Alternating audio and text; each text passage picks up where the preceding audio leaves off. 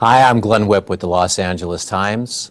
The Breaking Bad spinoff Better Call Saul premiered this year. We saw some characters we knew, actors we knew, Bob Odenkirk, Jonathan Banks, and we were introduced to some new faces joining us today. Michael McKean, one of those new faces. Just Welcome. one. Just one today, yeah. I heard the story that you first found out about doing this when you were on Broadway with Bryan Cranston. Right. And he kind of let it slip. You guys were doing a show together. Yeah. We were about to make an entrance, he as LBJ and me as J. Edgar Hoover. It's not an unusual situation. That's what we were doing as a job at that point. And he turned to me and goes, yeah, you should really play the brother in the Better Call Saul. I said, what? I knew about the show and everything. And we had to go on. So it's like I had to go on and do lines with him, but I really wanted to do 1 minute, folks. What are you talking about, Brian? Couldn't do that. So I had to wait until after the show. And he said, yeah, they're going to be calling you because I think Vince wants you to play this part.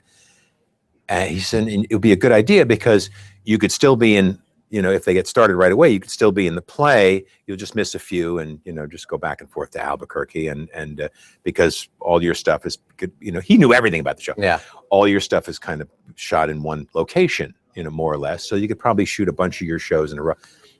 Just was wild guesses, but they were very, they sounded good to me. So we went back, did the show. That's such a Cranston thing. It's Cranstonian, isn't it? Yes. Before, he could have told you anytime before the show, but he was waiting until like you're about to go on stage. Maybe, or else it just didn't occur to him. It just didn't occur. Yeah. Oh, I know what I wanted to talk to you about.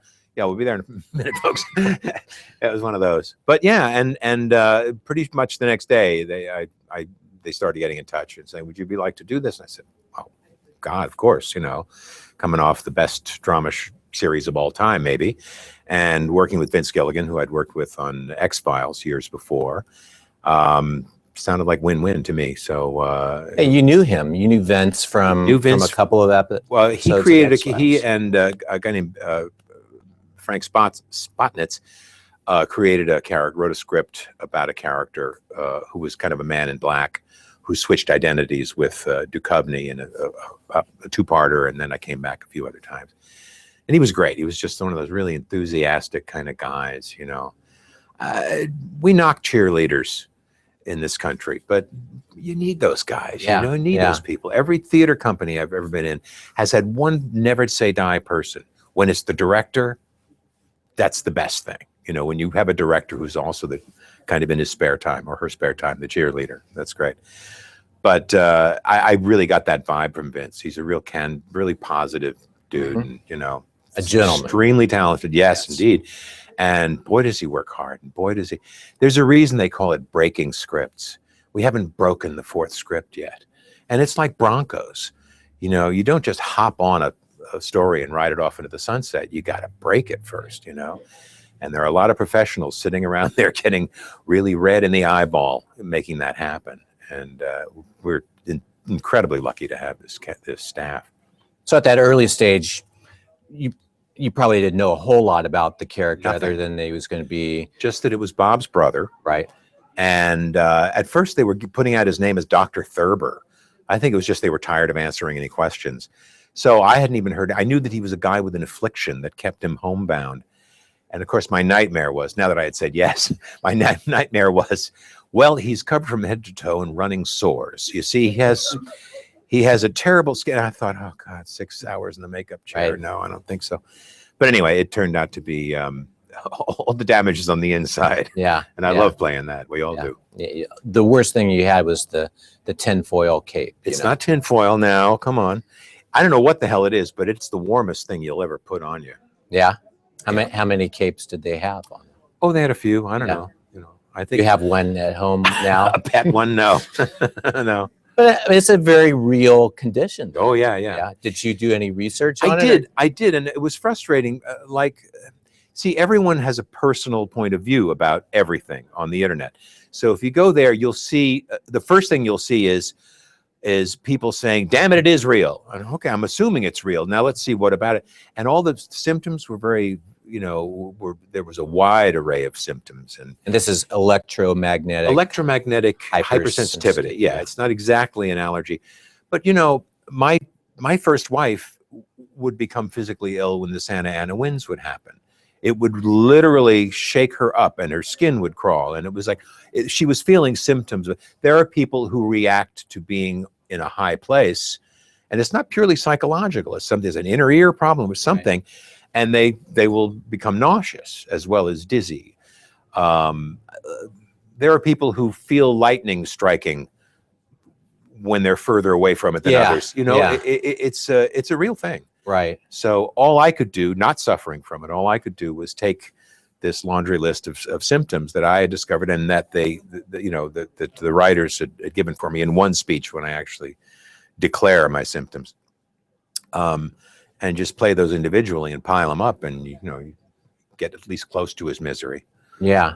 And through those early episodes, or really through maybe the whole run, you're not sure if it is in his head or if it's real. Right. But you do see Jimmy, Saul, Bob's character, taking care of you. He's going there every day. He's taking care of me. It's the first time that he's had this opportunity to kind of reciprocate. To be the big brother. Right. Because I've been taking care of him grudgingly. And he's kind of better at it than I was, really. I mean, to me, he was the kid brother who was always getting in trouble, and I had to keep bailing him out, and I had to keep listening to Mom defend him, and that's a tough thing. I'm quite a bit older than Bob Odenkirk, and therefore Chuck is quite a bit older than Jimmy. But I was getting out of high school when I was getting out of law school when he was, just getting out of high school. Yeah. So this is like a gap where it's literally he was the little kid who wouldn't go away. And that's a tough thing to be in. To be the sibling who's got it together that's a precarious place emotionally, because your parents and your other sibs and your family think that you can wave a magic wand. You quit drinking. Well, Steve has still got a problem. Would you talk to him? On the phone, or do I have to be there in person? Yeah. It's like, see, I'm seeing it from the other side, from say Jimmy's point of view. It's like, oh, why can't you be like your big brother Chuck? That was the pressure he was maybe under. They're both just getting. Yeah. I guess maybe what we're saying is the parents did a number on both of them. Sure. Perhaps. What fun would it be if they didn't? That's what parents are for. That's right. Yes. How much did you and Bob and the writers, how much did you guys kind of go into that backstory of what the growing up years would have been like for them? With these writers, I always have a feeling that I don't want to ask them too much, because I love having things kept from me. The revelations in the later episodes of this season were a complete mystery to me until about one episode before. And it was lovely because I had a chance to create someone who was very sympathetic without knowing that there was maybe a darker side. And then when it was revealed, everything made sense to me.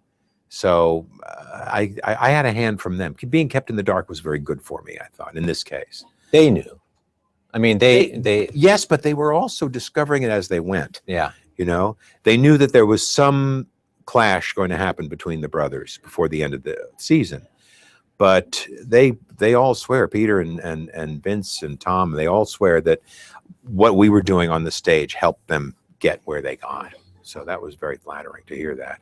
Because, you can see in those episodes leading up to it, sort of the frustration of your character, right. Chuck, like, the exasperation, the sort of not taking Jimmy seriously. He's slipping Jimmy, Yeah. and not taking him seriously, even when he gets this big case. Yeah. And then it just all exploded in that one great episode. Well, from my point of view, it all resolved. It's all about POV in this business. Yeah. But I think the line was, what was it? Slipping Jimmy with a law degree is like a chimp with a machine gun. Yeah. That was heartbreaking. Well, you broke viewers' hearts with that. Well, that was the intent. My wife and I talk about wonderful moments we've had seeing a film or a play or reading a book where there's a character that you're riding with and you think you know them, and then they completely throw you off into the river. Or alternately, a character who's sort of villainous, or not, God, I hope he gets killed next. And he turns out to be the one who's kind of got it together, you know. So it was lovely being one of those engines of disappointment. Yeah. Yeah, it was a really nice job of misdirection, because the other partner in the firm, his name is escaping me right now. Patrick Fabian is the actor. Yeah. And he was the villain. He was the bad guy. That's right. You kind of, and he looked the part, he acted the part, but it was Chuck kind of letting him be the fall guy. Yeah. For him. He's one of those guys. I mean, if you met him in real life, you'd look at him and you go, I bet there are people who really fall for that smile, but no, you know? Yeah. And he turns out to be a lot more decent than we thought. I mean, he didn't have to let Kim in on the backstory, but he did, because why? He wanted to hang on to Kim for one thing, and he also wanted her to grow up. You know? Right. I mean, that's what I wanted from Jimmy too. But I also thought, look, okay, now you're a grown up, but you're not that good at this. Sorry, I had to do it. Do you think and he wasn't really able to see the progress that Jimmy was making? Well, because a lot of it was because Jimmy's very presentational with him. Jimmy comes out and says, let me show you how good I am now. But the real decent stuff about Jimmy and the real growth is happening elsewhere, with the stuff that he couldn't tell me about. I mean, he really saved those two kids' lives in the desert. Right. He saved their lives. But he couldn't tell Chuck that.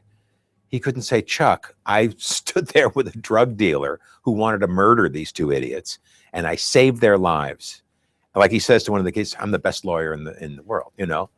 And he's right, in that way. But he would never tell Chuck about that, because that would be admitting, Chuck, I'm dealing in the dark shit here. Right. Excuse me. I'm dealing in the dark stuff here. It's the LA Times.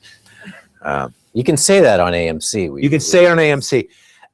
I was wondering why they bleeped that word on The Daily Show and not in Damage and Mad Men and stuff. And so I kind of tweeted about it, and somebody said, well, it's because they show The Daily Show, they rerun it in the day. And they don't, so with Damage and Mad Men, they don't rerun it in the day. So it's like before the sun goes down, we're not allowed to hear that word. Anyway, grow up. And the sun is up now, so we'll refrain. But yeah, I mean, I guess with the Daily Show, it just always seems like everything is bleeped. It's just like, when in doubt. But has a certain rhythm to it. Yes, we've gotten used to that. Yeah. The first time I remember that being used as a laugh thing was a movie called Don't Go Near the Water in the late 50s with Glenn Ford. And there was a character played by Mickey Shaughnessy. It was kind of a great, kind of a tough guy, character guy, and funny actor. And he kept using the word, various words. And there was always a boat nearby that would release its horn to cover it up. And everybody in the thing had gone, you have to use that word so much? But it was hilarious. We were kids and we were watching, I bet you I know what he said. So it goes back at least to there. Yeah. Bleeping for the fun of it. How much did you, with the big scene with you and Bob in that episode, how much did you guys rehearse it to get it right? Because he's, I talked to him about a month or so ago. Yeah.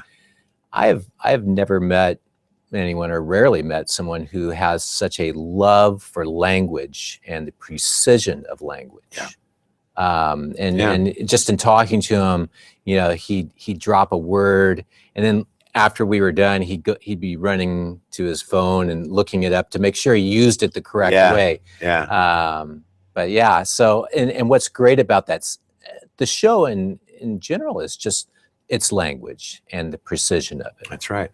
It's language. We also got a great picture guy, Arthur Albert, who is kind of world-class cinematographer and brilliant, and just, boy, lucky. It's not like your regular law show, where it's all interiors and that's courts right. and stuff. No. Albuquerque is a yeah. major player. Yeah. It's the desert, it's the town, it's all the interiors and exteriors, and we got a good guy there. But we had a little time. We had some time to go over it like the day before, just kind of a flyby while they were shooting other stuff. I don't think anything with me. I think, oh no, we may have been at the location then. But before we did that, we did have Tom Schnauz, who wrote and directed that episode, chased everybody out, and we had an hour on the stage to really just do it, which is a huge luxury. And we just kind of, we didn't talk about it much. We just kind of flew into it a few times. And, you know, as far as Bob and I were concerned, it all made so much sense on the page. There were no questions. There were no deep questions about it. You know. Yeah. It's pretty it's plain. kind of in that tradition of the great Skyler and Walt from Breaking Bad, or Walt and Jesse. Yeah. Those big, just confrontational. We're going to be using, you know, stuff that Vince and Peter wrote. We're going to use that as a metaphor for good writing for a while now, I think, you know, because it's not trying to be anything else. It's great TV, you know, and this is the era of really good TV. There's a lot of stuff we can see now. Yeah. So not just the year. We're in the thick of it. We're in the era. Yeah. And you probably, judging from what you were saying earlier, you probably have no idea what's in store for Chuck in season 2, nor do you want to know. They could bump me off halfway through. Yeah. So, well, you know they what? could, but they could. Yeah, because they're Saul's safe, Jimmy's safe, Yeah. Jonathan Banks is Mike's safe. Yeah, but we know. You know, I got an offer to do the Seagull in Detroit. So, no, listen, I got to believe in anything you do, because they haven't steered me wrong yet. Yeah. So, but you know, you'll be back in some capacity. I'll be back in some capacity. Yeah, it just depends on where the story goes. I don't think they want to force it anywhere else.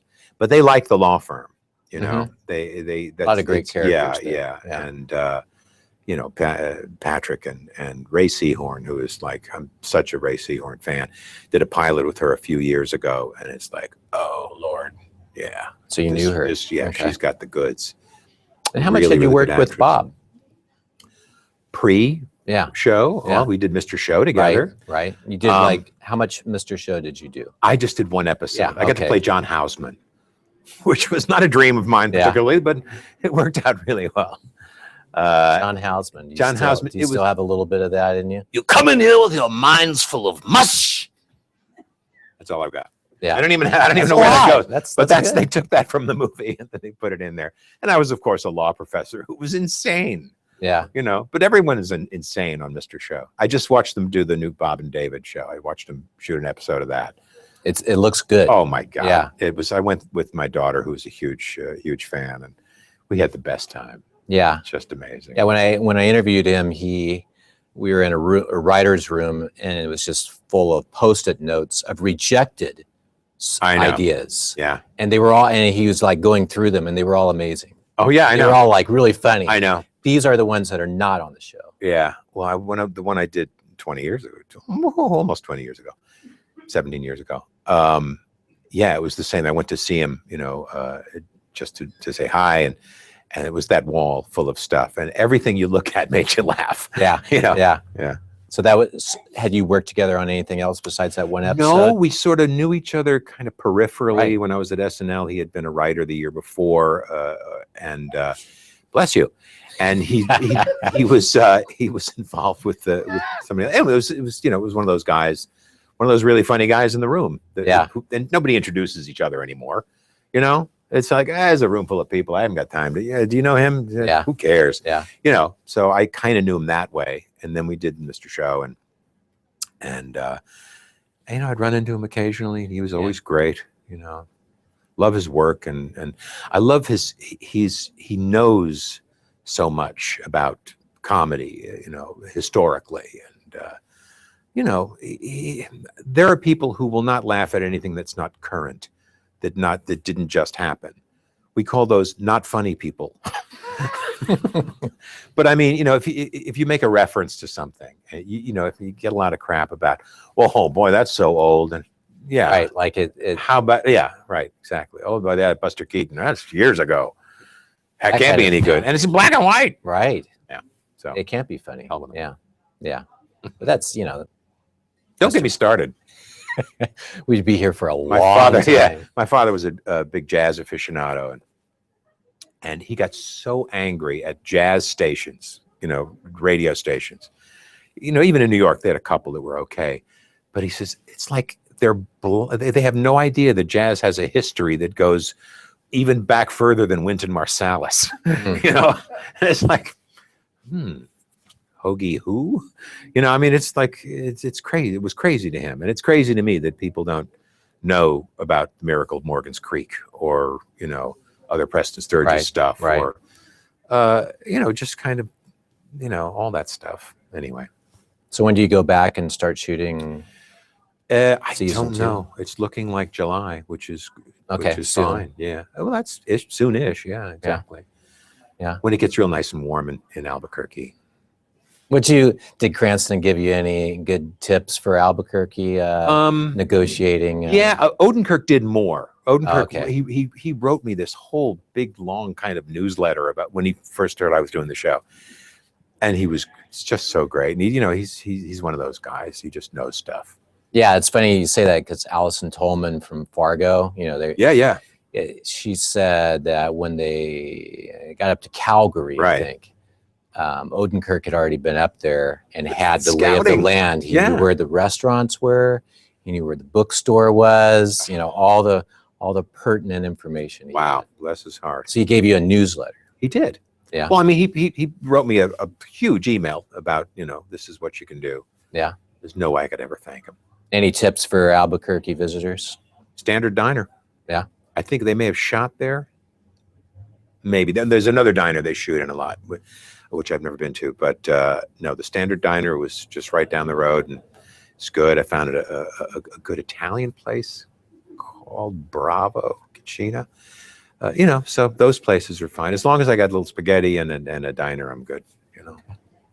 Well, thank you so much for coming in. My pleasure. Really enjoy your work on the season. Looking forward to seeing where they take the character season 2. Yeah. See maybe if he'll get his comeuppance. Maybe not. He'll just dish out some more. Who knows? Maybe that's the fun of the character. Right? Yes, it is. All right. Thank you. You're so welcome. And for more Emmy conversations, please go to latimes.com. Look under television. You'll find them. Thanks a lot.